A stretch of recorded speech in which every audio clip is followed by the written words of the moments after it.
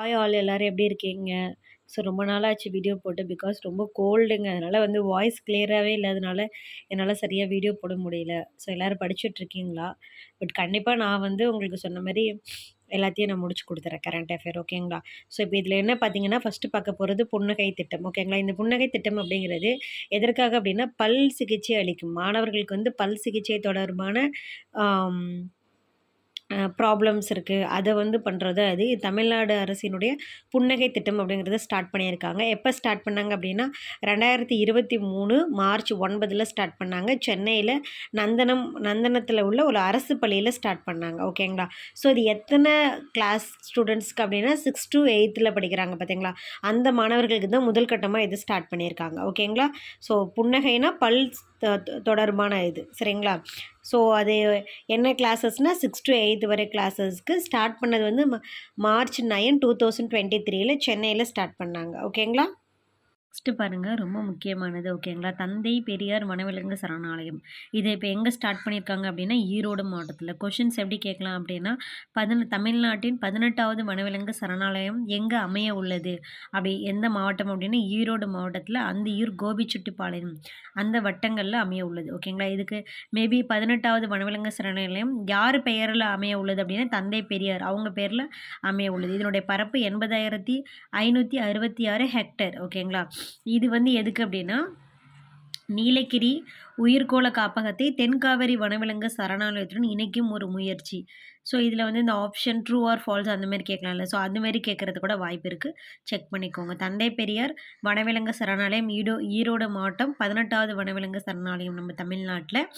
நீலகிரி உயிர்க்கோள காப்பகம் இருக்குது பார்த்தீங்களா, அதில் இதை இணைக்கிறதுக்கான முயற்சி. ஓகேங்களா? ஸோ அடுத்தது ரொம்ப இம்பார்ட்டன்ட் இது ஐஏஎஸ், ஐபிஎஸ் முதுநிலை தேர்வு. ஓகேங்களா?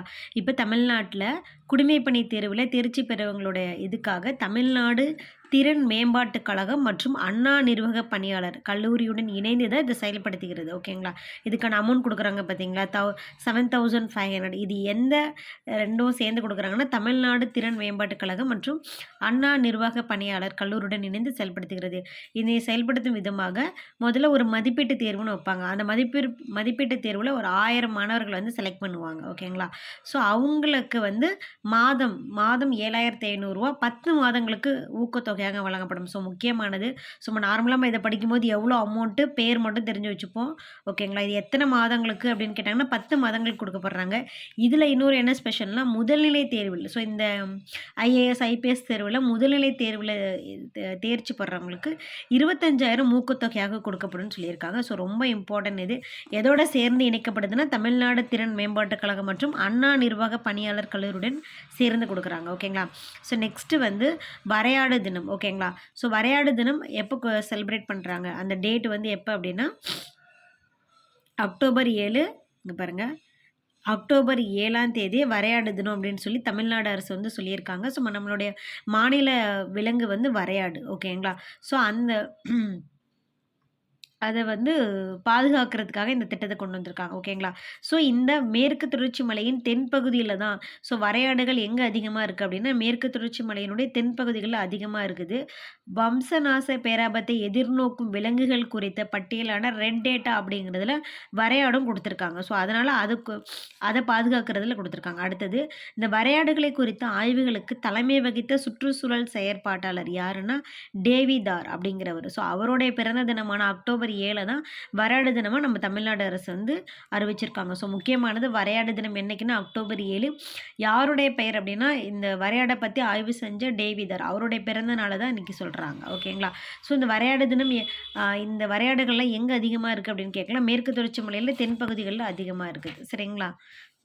ஸோ இதில் ஃபுல்லாக நான் கொடுத்துருக்கிறது எல்லாமே தமிழ்நாடு பேஸ் தான். ஸோ கண்டிப்பாக படிச்சுக்கோங்க. அண்ட் 2023ல இது எல்லாமே கனெக்ட் ஆகுறது தான். ஓகேங்களா? அடுத்தது மெட்ரோ ரயில் திட்டம். இப்போ சென்னையில் மட்டும்தான் மெட்ரோ ரயில் திட்டம் ஸ்டார்ட் பண்ணியிருக்காங்க. ஸோ நெக்ஸ்ட்டு மதுரையிலும் கோவையிலையும் ஸ்டார்ட் பண்ண போகிறதா சொல்லியிருக்காங்க. ஸோ இதனோட கட்டுமான பணிகளை 24லேருந்து 27க்குள்ளே நிறைவு செய்யும் அப்படின்னு சொல்லியிருக்காங்க. ஓகேங்களா? ஸோ எங்கேன்னு தெரிஞ்சால் போதும். ஸோ இதெல்லாம் ரொம்ப பெருசாக இருக்குது. இதில் வந்து மத்திய அரசு மற்றும் தமிழ்நாடு அரசு ரெண்டுமே 20+20% கொடுத்து நிதி நிறுவனங்கள் 60% பங்களிப்பு கொடுத்து தான் இந்த திட்டம் செயல்படுத்தப்பட உள்ளது. ஓகேங்களா?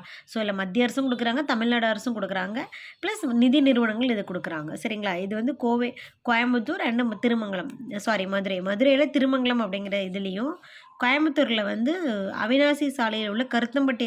இது ரொம்ப பெருசாக இருக்குது. பட் எங்கன்னு நல்லா தெரிஞ்சுக்கோங்க. சரிங்களா? இதுக்கப்புறமும் இந்த மதுரை கோவையை தொடர்ந்து ஆப்ஷன் வரை கேட்கலாம். சென்னை, மதுரை, கோவை, நெக்ஸ்ட்டு திருச்சி, திருநெல்வேலி மற்றும் சேலத்துலேயும் மெட்ரோ ரயில் திட்டம் வந்து செயல்படுத்துறது ஐடியாவில் இருக்காங்க. ஓகேங்களா? அடுத்தது வந்து தமிழகத்தின் மிகப்பெரிய ஜவுளி பூங்கா. ஓகேங்களா? எங்கே ஸ்டார்ட் பண்ணியிருக்காங்க அப்படின்னா விருதுநகர் மாவட்டத்தில் ஸ்டார்ட் பண்ணியிருக்காங்க. சாத்தூர் வட்டத்தில். நமக்கு மேக்ஸிமம் மாவட்டம் தான் கேட்பாங்க. விருதுநகர் மாவட்டத்தில் PM மித்ரா ஒருங்கிணைந்த ஜவுளி பூங்கா அப்படிங்கிறது அமைக்கப்பட உள்ளது. இதோட பேர் என்ன? PM மித்ரா ஒருங்கிணைந்த ஜவுளி பூங்கா. இதில் 2 லட்சம் பேர் வேலை கொடுக்குறதா சொல்லியிருக்காங்க. தமிழக அரசினுடைய சிப்காட் நிறுவனம் தான் இந்த ஜவுளி பூங்கா அமைப்பதற்கான 1000 ஏக்கருக்கு மேலான நிலங்களை வந்து கையெழுத்தப்படுத்துகிறாங்க. ஓகேங்களா? இதுதான் இதில் முக்கியமானது.